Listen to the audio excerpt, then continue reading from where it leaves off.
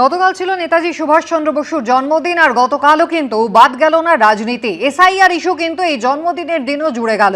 নিজেদের ইতিহাস চাপানোর চেষ্টা করছে বিজেপি। দেশের ইতিহাসের সঙ্গে যার কোনো সম্পর্ক নেই, এমনটাই অভিযোগ করলেন মমতা বন্দ্যোপাধ্যায়। পাল্টা বিরোধী দলনেতা শুভেন্দু অধিকারী বললেন, বিকশিত ভারত তখনই হবে যখন বিকশিত বাংলা হবে। নিজেদের ইতিহাস চাপিয়ে দেওয়া হচ্ছে, যার সাথে দেশের ইতিহাসের কোনো সম্পর্ক নেই। আজকে ভাবছো ক্ষমতায় আছো, কাল ক্ষমতায় থাকবে না। দিল্লির যে চক্রান্ত নগরী এখন সারাক্ষণ চক্রান্ত করে বেড়ায় বাংলার বিরুদ্ধে, তার বিরুদ্ধে আমরা একমত হব। এরা আরবি সংস্কৃতি এখানে আনতে চায়, ভারতীয় সংস্কৃতির সঙ্গে এরা থাকে না। বিকশিত ভারত তখনই হবে যখন বিকশিত বাংলা হবে। নেতাজির জন্মদিন উপলক্ষে রাজ্য সরকারের আয়োজিত অনুষ্ঠানেও এবার রাজনীতি। মমতা বন্দ্যোপাধ্যায়ের সঙ্গে এক মঞ্চে সুগত বসুর সঙ্গে চন্দ্র বসু। 2016-এ বিজেপিতে যোগ দিয়েছিলেন তিনি, বিজেপির রাজ্য সহসভাপতিও হয়েছিলেন। 2016-এ মমতা বন্দ্যোপাধ্যায়ের বিরুদ্ধে ভবানীপুর কেন্দ্রে লড়েছিলেন চন্দ্র বসু। 2019-এর লোকসভা নির্বাচনেও বিজেপির হয়ে লড়েছিলেন চন্দ্র বসু। সেই চন্দ্র বসুকে গতকাল মমতা বন্দ্যোপাধ্যায়ের সঙ্গে দেখা যাওয়ায় শুরু হয়েছে রাজনৈতিক জল্পনা। গতকাল নেতাজির জন্মদিনে তার নামও মুখ্যমন্ত্রীর গলায় শোনা গেছে এসআইআর শুনানি প্রসঙ্গে। মুখ্যমন্ত্রীর মন্তব্যের পাল্টা উত্তর এসেছে বিজেপির তরফে। আজকে কি সুভাষচন্দ্র বসু বেঁচে থাকলেও তার নামটাও তাকে হিয়ারিংয়ে ডাকা হতো? চন্দ্রবাবুকে তো অলরেডি ডেকেছেন। আমাদের দুর্ভাগ্য, আজও নেতাজি সুভাষচন্দ্র বসুর জন্মদিন জাতীয় ছুটির দিবস হিসেবে ঘোষণা হয়নি। নেতাজির পরিবারের লোকজন ডাক পাবে এসআইআরে, কারণ তৃণমূল ভয় দেখিয়ে বিএলওদের দিয়ে মিথ্যা তথ্য সিস্টেমে আপলোড করিয়ে দিয়েছে। নেতাজির জন্মদিন উপলক্ষে মমতা বন্দ্যোপাধ্যায়ের সঙ্গে এক মঞ্চে যখন দেখা গেল চন্দ্র বসুকে, তখন বিরোধী দলনেতা শুভেন্দু অধিকারীর মুখে শোনা গেল সুগত বসুর কথা। শুভেন্দু অধিকারী রেড রোডে গিয়ে নেতাজির মূর্তিতে মালা দিলে তা পিডব্লিউডি ফেলে দেয়। সুগত বসুকে গতকাল এমনটাই জানিয়েছেন শুভেন্দু অধিকারী।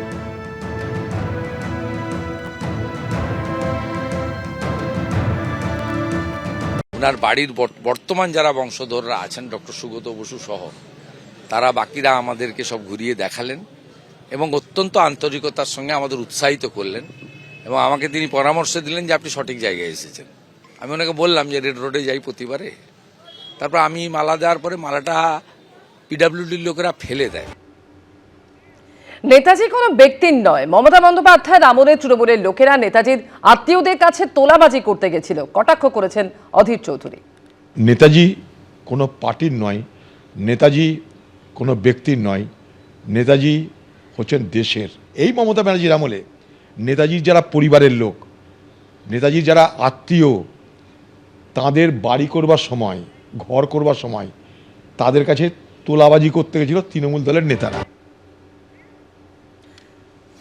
দিল্লির এক নাবালিকাকে যৌন নির্যাতনের অভিযোগের ঘটনায় এবার বিজেপিকে আক্রমণ শানিয়েছেন অভিষেক বন্দ্যোপাধ্যায়। এক্স হ্যান্ডেলে তিনি গতকাল লেখেন, ধর্ষণের রাজধানী হিসেবে দিল্লি তার কুখ্যাত পরিচিতি ধরে রেখেছে।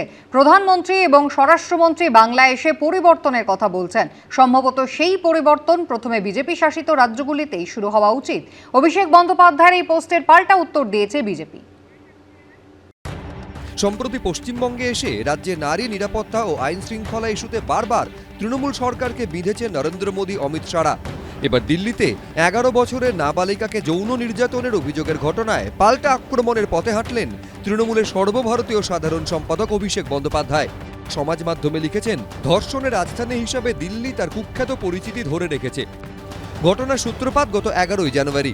সংবাদ সংস্থা পিটিআই সূত্রে খবর, মধ্য দিল্লিতে ট্রাফিক সিগন্যালে ফুল বিক্রেতা এক নাবালিকাকে অপহরণ করে যৌন নির্যাতনের অভিযোগ ওঠে। অচৈতন্য অবস্থায় তাকে জঙ্গলে ফেলে দেওয়া হয় বলে অভিযোগ। সেই ঘটনার প্রসঙ্গ তুলে তৃণমূলের সর্বভারতীয় সাধারণ সম্পাদক সমাজ মাধ্যমে লিখেছেন, নির্ভয়া কাণ্ডের এক ভয়াবহ প্রতিধ্বনি। তাহলে বোঝা গেল কি ধরনের শাসন মানসিকতা তাদের মেদ সংক্রান্ত, সেটা বোঝা যায়। আবার কবে হলো ঘটনাটা? যেদিন বর্ষপূর্তি বেটি বাঁচাও, বাপস রে বাপস রে বাপস, কত টুইট, কত কিছু, বেটি বাঁচাও বেটি বাঁচাও। বাঁচাতে চান? যদি বাঁচাতে চাইতেন তাহলে তো এই শিশুটির এই অবস্থা হতো না। তাও তো নির্ভয়া কাণ্ডে শাস্তি হয়েছে, ফাঁসি হয়েছে। আরজিকর কাণ্ডে কি কারোর ফাঁসি হয়েছে, না জেল হয়েছে, না অপরাধী ধরা পড়েছে বলুন? অন্তত যারা অপরাধী, যাদেরকে পুলিশ রক্ষা করলো, তৃণমূল নেতারা রক্ষা করলো, আজও রক্ষা করে চলেছে, সেই বাংলার নেতাকে আর উদাহরণ টেনে কোনো দরকার নেই। কারণ তিনি সব উদাহরণের ঊর্ধ্বে উঠে এই বাংলায় উদাহরণ শ্রী হয়ে গেছেন বাংলার মুখ্যমন্ত্রী মমতা ব্যানার্জি। গত কয়েক বছরে আরজিকর কাণ্ড থেকে কসবা আইন কলেজ, দুর্গাপুর বেসরকারি মেডিকেল কলেজ, একাধিক নারী নির্যাতন, ধর্ষণের মতো অভিযোগ উঠেছে। এই প্রেক্ষাপটে সম্প্রতি রাজ্যে এসে নারী নিরাপত্তার প্রশ্নে তৃণমূলকে আক্রমণ করেন খোদ প্রধানমন্ত্রী।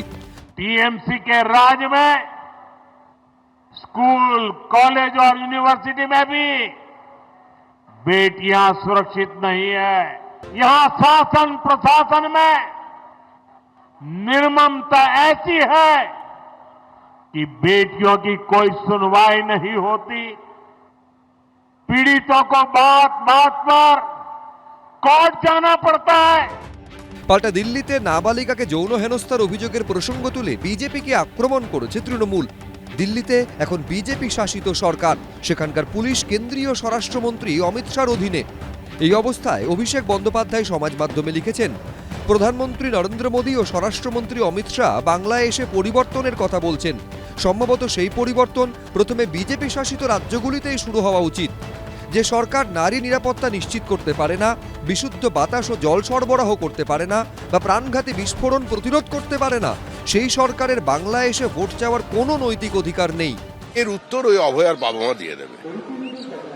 এর উত্তর কামদুনির ওই ধর্ষিতা মৃত মেয়েটির পরিবার দিয়ে দেবে। অন্য জায়গায় এই ধরনের সামাজিক ব্যাধির যদি সন্ধান পাওয়া যায়, বিকৃত মনস্ক মানুষ কোনো ধরনের কাজ করে, তার শাস্তি হয়। কামদুনিরও ঘটনা প্রমাণ করেছে, যাদের লাইফ সেন্টেন্স হওয়ার কথা ছিল তাদের এখন উন্মুক্ত ছেড়ে দিয়েছে। এমনভাবে তদন্ত করেছে এবং তদন্তে যে রিপোর্ট জমা দিয়েছে, জজ সাহেব বাধ্য হয়েছেন তাদের মুক্তি দিতে। দিল্লি পুলিশ সূত্রে দাবি, নাবালিকাকে যৌন হেনস্থার ঘটনায় অন্তত ৩০০টি সিসি ক্যামেরার ফুটেজ খতিয়ে দেখে দুর্গেশ নামে এক অভিযুক্তকে গ্রেফতার করা হয়েছে। ধৃত পেশায় একজন ই রিক্সা চালক।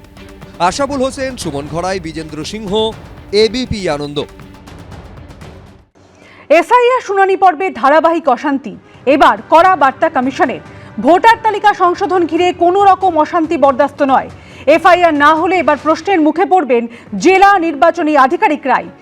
কোনো বিশৃঙ্খলা, হিংসা বা সরকারি কর্মীদের উপর হামলা হলে সঙ্গে সঙ্গে এফআইআর না হলে দায়িত্বপ্রাপ্ত আধিকারিকের বিরুদ্ধেই কড়া ব্যবস্থা নেওয়া হবে। শুনানি কেন্দ্রে যদি সরকারি সম্পত্তি ভাঙচুর বা কোনো সরকারি কর্মীর উপর হামলা হয়, তাহলে সংশ্লিষ্ট জেলা নির্বাচনী আধিকারিককে স্থানীয় থানায় অভিযোগ এবং এফআইআর দায়ের করতে হবে। এই এফআইআর এর কপি পাঠাতে হবে জেলার পুলিশ সুপার এবং রাজ্যের সিইও দফতরে। যদি কোথাও হিংসা বা ভাঙচুর চলতেই থাকে, তাহলে সেই এলাকার শুনানি অনির্দিষ্টকালের জন্য স্থগিত। মুখ্য নির্বাচনী আধিকারিকের অনুমোদন পেলেই পুনরায় শুনানি শুরু করা যাবে।